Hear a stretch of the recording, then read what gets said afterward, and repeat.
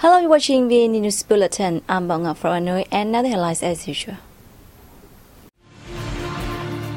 President Trần Đại Quang continues state visit to Laos. Wooden product exports are expected to hit $7.2 billion. Argentine newspaper hails Vietnam's beauty.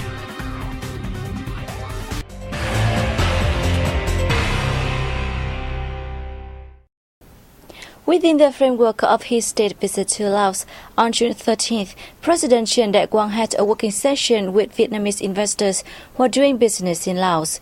Our reporters will bring more details. At the meeting, President Quang stressed that the party and state will continually facilitate investment and business activities of Vietnamese enterprises in Laos. He hailed efforts made by the Association of Vietnamese Investors in Laos and businesses themselves to overcome difficulties and ensure their projects are implemented as scheduled. The President asked the association and relevant ministries to maintain coordination with the Laos side to better facilitate operations of the businesses, with the focus on energy, mineral exploration, exploitation and processing, agriculture, tourism, finance and banking. Vietnam currently ranks third among countries and territories investing in Laos. By early 2016, the country had 258 investment projects with a total registered capital of $5.3 billion in the neighboring country. When in Vientiane, President Quang had a meeting with Secretary General of the Laos-Vietnam Friendship Association, Saigon Sayassin. He requested the two countries' friendship associations continue close coordination to better educate their people on the time-honored friendship, special solidarity, and comprehensive cooperation between Vietnam and Laos. The associations should also work together to organize activities to mark the 55th anniversary of the Vietnam-Laos diplomatic ties and 40 years since the Vietnam-Laos Friendship and Cooperation Treaty was signed in 2017. He also visited Khai Son Phong Vihan Museum and a memorial to late President Sophan Novong and laid a wreath at Unknown Martyrs Monument in Vientiane. On the afternoon of June 13th, the President and his entourage left Vientiane for Champasak province. Also on June 13th, Prime Minister Nguyễn Xuân Phúc worked with leaders of Cần Thơ, which is considered the capital city of the entire Mekong Delta region. In the first 6 months of 2016, Cần Thơ economy has continued to see positive changes and growth across many spheres, with gross regional domestic product reaching 28,755 billion Vietnam dong, equivalent to $1.3 billion, an increase of 6.82% compared to the same period last year. Currently, the city's provincial competitive index ranks 14th out of the country's 63 cities and provinces. Addressing the session, Prime Minister Nguyễn Xuân Phúc stressed Cần Thơ is one of the centrally run cities that is most vulnerable to damage from climate change, and as such, it should build a development strategy in connection with the entire Mekong Delta region. The Prime Minister asked Cần Thơ to continue diversifying its agriculture, among other fields, as well as restructuring the industry, construction, service and public investment sectors. He also expressed his hope that the city will make more breakthroughs in business development, becoming a center for the startup movement, especially in high technology. Prime Minister Phúc also urged Cần Thơ to expand cooperation with international businesses and major cities in the country and the world as well to learn about their experience. Earlier, Prime Minister Nguyễn Xuân Phúc had a working session with the Cửu Long Delta Rice Research Institute.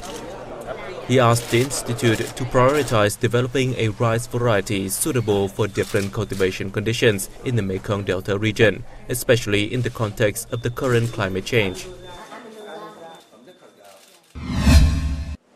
On the same day, Prime Minister Nguyễn Xuân Phúc met a delegation of doctors and students from the U.S. Mercer University, who is in Vietnam to provide local residents with free prosthetic legs and health checkups. During the reception in the southern city of Cần Thơ, Prime Minister Phúc praised the delegation for their kindness and expressed his hope that they will continue with their charitable activities to ease the burden for Vietnamese patients.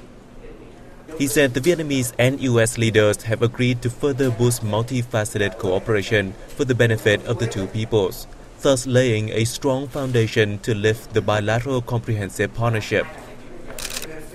The guests expressed thanks to the Vietnamese government and authorities for their support over the past years and pledged to work closely with relevant agencies to give more help to poor patients in the country. Over 40,000 Vietnamese have been given free medicines, while 5,000 other amputees have been provided with prosthetic legs since 2009 via the program. The delegation will continue with their charity work in the Mekong Delta and the Central region in the future. The 49th session of the 30th National Assembly Standing Committee kicked off in Hanoi on June 13th under the chair of National Assembly Chairwoman Nguyễn Thị Kim Ngân. Opening the session, National Assembly Chairwoman Nguyễn Thị Kim Ngân said the three-day session will focus on the organization and operation of the Board of Lay Judges, the costumes and identification costs of the judges and lay judges, salaries and benefits for court staff, the supplement of high, middle and primary level judges, and the benefits for procurators at the Supreme People's Procuracy. The Standing Committee's members will discuss the Parliament's making of laws and ordinances in 2017 and the state budget's balance in 2014.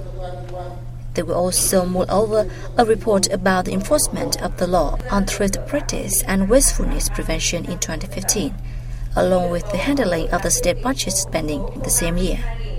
She added that during the session, the National Election Council will report on the results of the election of deputies to the 14th National Assembly and all-level People's Councils for the 2016 to 2021 term. In first working day, the National Assembly Standing Committee looked into the draft regulations on the organization and operation of the Board of Lay Judges, which were also under consideration at the Standing Committee's 46th session on March 8th. Another matter up for debate on June 13th was the agenda of the 14th National Assembly First Session, slated for July 20th to 30th, with high-level state personnel in focus.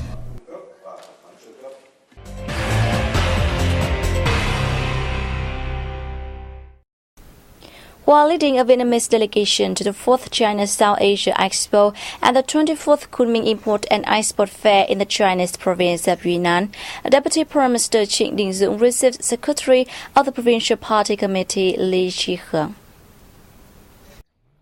Deputy Prime Minister Dũng said the party, government and people of Vietnam support the friendship and cooperation between Vietnamese ministries, agencies and localities, and China and Yunnan province in particular.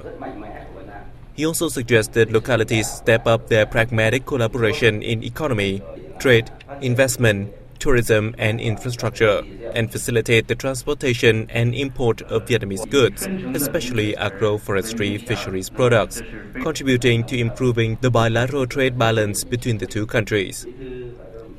Apart from enhancing people-to-people exchanges, particularly between young people, the localities should fully actualize treaty documents on land border management and partner with each other in managing laborers at border areas and building and upgrading border gates.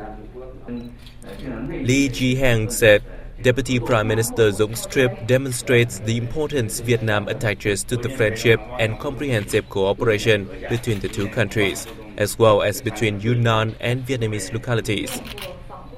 He affirmed that Yunnan has paid heed to the friendship and cooperation with its Vietnamese counterparts and stands ready to coordinate with them in realizing common perceptions reached by the two countries' leaders, helping consolidate the bilateral comprehensive strategic cooperation partnership. A Vietnamese delegation led by Deputy Minister of Labour, Invalids and Social Affairs Phạm Minh Huân attended the 110th International Labour Conference, which took place from June 1st to 13th in Geneva. Addressing the conference, Deputy Minister of Labour, Invalids and Social Affairs Phạm Minh Huân emphasized sustainable employment in global supply chains, which was an issue discussed at the event. He said, apart from advantages, Vietnam has faced challenges when joining global supply chains, naming human resources quality, labour productivity and competitiveness of enterprises and labourers as some problems. President of the Vietnam General Confederation of Labour Bùi Văn Cường also delivered a speech at the event. He said the Confederation attaches importance to the negotiation and signing of collective labour agreements, considering this as a crucial tool to protect interests of its members and labourers and prevent discrimination at work. The 105th conference focused discussions on key labour issues, including the decline of working activities in global supply chains, employment at sea, and basic rights of employees. Vietnam's exports of wooden products are expected to reach $7.2 billion this year, $0.3 billion higher than last year. The Handicraft and Wood Industry Association of Ho Chi Minh City said despite difficulties, the wood processing and handicrafts industry has enjoyed steady growth to make the country the largest wood products exporter in ASEAN. The latest figures from the Ministry of Industry and Trade show that in the past 5 months, exports topped $2.68 billion, an increase of 2.08% year-on-year.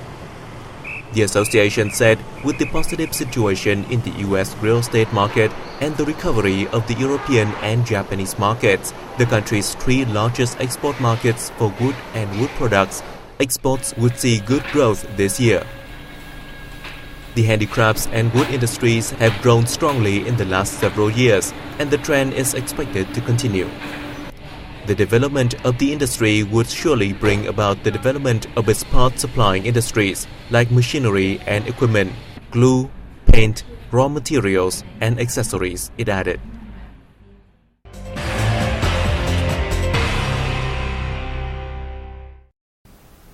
The cultural heritage of ethnic groups in the central province of Ninh Thuận is showcased in the Provincial Museum. Now let's take a look. The Culture of Ethnic Groups in Ninh Thuận exhibition displays 500 photos and other items. It also showcases rare and precious photos of President Ho Chi Minh and other leaders with local people. The show is an opportunity to introduce the diversified culture of the local people in Ninh Thuận to the public. It also nurtures cultural pride and raises awareness of protecting traditional local cultures. The characteristic culture and history of these ethnic people are expressed through costumes, community activities, customs, religious rituals, handicrafts, and traditional arts. The exhibition will run until November 10th. Argentina's Resumen Latino Americano newspaper has published an article on the beauty of Vietnam's landscape and people. Now let's take a look. In the article entitled An Argentinian Look at Vietnam, Professor Guillermo Pérez Sena at the Siglo XXI Business University shared his impressions about the Southeast Asian country's beauty and changes after a recent trip to the country. The article depicted an image of a dynamic and lively Vietnam, which is immersed in the flow of international integration and a diverse culture developed by the country's 54 ethnic groups. He marveled at Vietnam's beautiful landscapes, including the terraced rice fields in the northern mountainous region, the World Heritage Site Ha Long Bay, and white beaches in the central coastal region. The author also showed his impressions in Vietnamese traditional craft villages and the Vietnamese women's national costume outside, adding that visitors can feel the hospitality and friendliness of Vietnamese people everywhere they go.